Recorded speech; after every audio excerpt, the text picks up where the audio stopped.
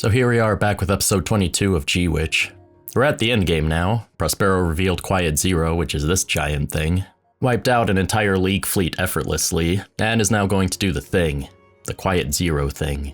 And Suzletta is going to pilot a new Gundam to stop her, I guess. Can't wait to see where this episode goes, so let's begin. Thank you for watching, and I hope you enjoy. The episode is called The Woven Path, and starts with another fleet attacking Quiet Zero. With all of the unmanned suits surrounding it, it looks like they can create a pretty powerful barrier to stop their beam attacks. Since that didn't work, they launched physical missiles instead. This backfires, however, as Prospero deploys a data storm to take control of the guided missiles and redirects them back at the fleet. They try to defend against it, but many ships get destroyed. The brief conflict ends as the fleet decides to retreat, clearly outmatched. It also seems like it took quite a bit of juice out of the reactor of Quiet Zero, so they shut it down for now. We then cut to Guel reaching out to Mio, who has locked herself in her room, looking very distraught at the situation. We then get the opening. I didn't mention any opening changes in previous recaps, but I will with this one since I'm actually working on a video going over each time the openings have changed due to plot revelations. Starting with this episode's opening, we see Ariel instead of Quiet Zero now when it shows up. A nice addition, especially this late in the core. Anyways, continuing on. After the opening, we get Choo Choo begging Cecilia if she could borrow the dummy barding again. This really shows how far Choo Choo has come in her character development. Old Choo Choo would never beg a Spacian for anything. Cecilia agrees to let her use it, but it'll cost her if she breaks it. Cecilia shows them how much it would be, and Martin explains that they could never pay that much. But Choo Choo says it's for Suzetta's sake and doesn't care. Cecilia also says to bring Ruji with them, since he is curious about Quiet Zero. We then cut to the school, with Alia from Earth House showing those bullies Choo Choo punched out in the last season how to take care of the animals, since Earth House is leaving the school to deal with Quiet Zero. We also see Felsi begging Ogello to let her come with them, since she doesn't want to sit around at the school. Nuno asks if Suzletta is really going to pilot the Calibarn, with Lalique showing her dismay at it. Nika says they can't let her shoulder everything herself, with Nuno asking where Suzletta even is. As he does, it cuts to Suzletta and Elin 5 having a chat. He's explaining to her about the enhanced persons, saying they are expendable parts for Gundams, and that Elin 4 was the lucky one. Suzletta seems to wipe a tear, and Elin 5 asks if she's scared. He says she should just forget about everything and run, like Noria should have. Suzletta says she is scared, but she has things on her wish list she wants to do. They were just things Prospero recommended she do, but now she actually wants to do them for herself. She also says she wants to stop Eri and her mom. Elin 5 says he envies her as he pulls out Noria's sketchbook. It's a subtle detail, but that sketchbook is probably the last bit of evidence that Noria existed. Kananji said they couldn't find any identification of who the pilot of the Gundam Thorn was, but Elin 5 now carries that sketchbook with him. As they start to head out, Suzletta says there's one more thing she wants to do, and pulls out her charm. We then see Kananji discussing with Benered about the League's second failed attack against Quiet Zero, and that for some reason it's inactive. They talk about how much time they've bought, and if Mio's out of her room yet. Before Guel could respond, Rajan gets a call saying that a League inspector is requesting a meeting, and that a student from the school wants to see Mio. It then cuts to Ruji, Nika, and Ogello, with Ruji saying he'll arrange a unit from Burien. Nika thanks him, which flusters him. The Haro welcomes her in return. Gustan is also there talking with Suzletta and Felsi, saying they'll be ready to test the Calibarn soon. He then says to make her talk with Mio quick. Guel then shows up and tells her to follow him. On their way, he mentions that she's his fiancée now, and if she thinks he would let her talk to Mio. Suzletta says she wants to have a straight, heart-to-heart talk with her. Guel asks for a duel, and says that if she loses, she has to give up on Mio. Suzletta then accepts the duel. Now, this isn't a Gundam duel like all the times before, but a fencing duel right there in the hallway.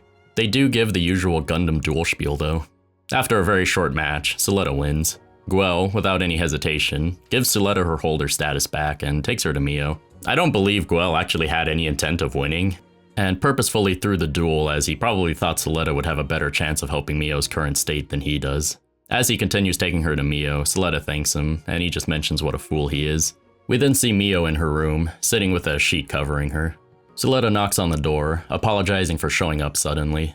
She says she's going to Quiet Zero to talk to Eri and her mom one more time and try to stop them. She says she's always relied on her mom and Eri, and that doing this on her own is scary. Mio says that she can't give her a pep talk, that she has to decide on her own. She goes on again about how it's her fault so many people have died, and that she pulled her mother away from her, how it was all a mistake. Suzletta says she has also made mistakes, like killing at Plant Quetta and killing Sophie too, that it was all for everyone's protection and the right thing to do. But when they were doing recovery work at the school, she realized that whether what she did was right or wrong, she can't take any of it back, and that she has to move forward, whether she gains anything or not. Mio says that she doesn't want to make any more mistakes, but Suzletta says that she has only gotten this far because she met her, and that nothing about that was a mistake. Mio then asks for Suzletta to come to Earth with her, that she isn't strong enough to face what she's done by herself, but also can't run away from it either.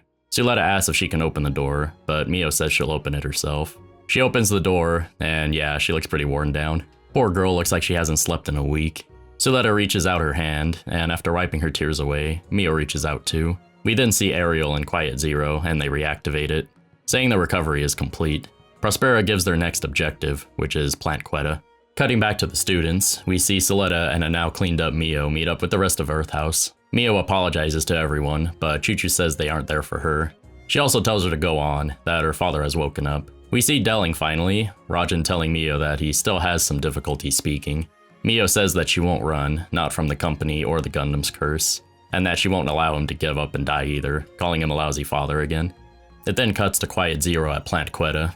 They have taken it over, having deployed a data storm around it. They were looking for the Gundam Calibarn, and Godoy says that they were beaten to it. Prospera then suggests they go pay Delling a visit next. Back at Benerit, Guston and Belmeri are going over Quiet Zero's current status, saying its data storm deployment level is at 60%, and that Prospera has to go to Plant Quetta to get certain units. She goes on to say that once it's complete, it can deploy a data storm large enough to cover the entire Earth sphere. Kananji says they have a defensive fleet around the head office front, but Mio says the only units that can move in the data storm are Gundams. Elin 5 is there too, saying that at permit score 8, they'll die immediately. Belmeria even mentions that the Gundam Ferract was never designed to withstand that high of a score load. Guel asks if they can use the Schwarzette by rewriting its specifications, but Belmeria says there isn't enough time. Ruji says the Demi-Barding's option unit has a switchable cockpit space, and that they can add a control system that doesn't use permit links. Kananji says it's like driving a car blindfolded, but Mio says it's the only option they have. She then asks if they have an NTPS. Kananji says they prepared one, but asks if she's serious about using it.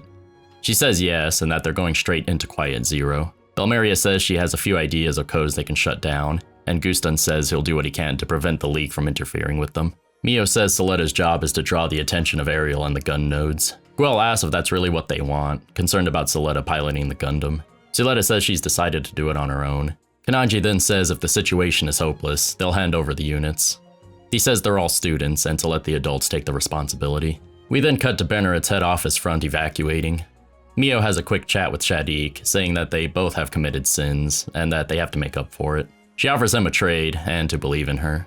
We then see them changing the Demi-Barding, and it looks like Martin is going to join Choo-Choo. Suzletta and Mio are also gearing up, with Suzletta holding a tomato. She mentions NR400, Anesidora, which means she who sends gifts from the earth. Her mother added it to the genetic code of the tomatoes apparently, with a message that says she'll always be attached to her. Mio grabs the tomato and takes a bite, saying that they'll grow more of them. It then cuts to Suzletta in the Calibarn. Belmeria establishes the permit link and tells Suzletta that she needs to clear permit score 5 to avoid being overridden. She goes on to say that the Calibarn doesn't have any data storm filters, but can maintain a higher score with the same amount of permit. Since Suzletta is a clone of Eri, she should have a strong resistance to it, but unlike Eri, she can't coexist with the data storm. Suzletta then thanks Belmeria for letting her do this. Suzletta then commences the permit call. She hits permit score 3 and it starts to affect her pretty bad. They show concern, but Suzletta says keep going. She breathes heavily, however she does end up clearing permit score 5. After this, we see Quiet Zero approaching, deploying a data storm in the distance. We cut to the Pale CEOs and the League, mentioning Mio trying to pull off her first feat, and are interested in seeing what she can do. We see everyone is ready for the engagement. At Quiet Zero, we see Suzletta in the Calibarn has breached the data storm space and is making her way straight to it. Prospera is surprised to see the Calibarn. They send out a bunch of gun nose to shoot Suzletta down, but she can easily avoid their attacks, and ends up destroying a bunch of them. Eri tells Prospera that it's Suzletta. With the battle starting, everyone prepares to make their move, however we see the Schwarzette appear. Guel intercepts in his Dilanza, and it looks like Lauda is indeed going rogue. He has it out for Mio, so it looks like Guel is going to have to deal with him during all of this. Suzletta is still fighting, and after destroying many gun nodes, Ariel appears over Quiet Zero. Eri asks what Suzletta is doing there, and Suzletta responds that she came to stop the both of them. With this, the episode ends. This was a really good episode. Mostly build up as to what's to come, and lots of points have been cleared up, so let's talk about some of them. The League really tried to deal with Quiet Zero, but to no avail.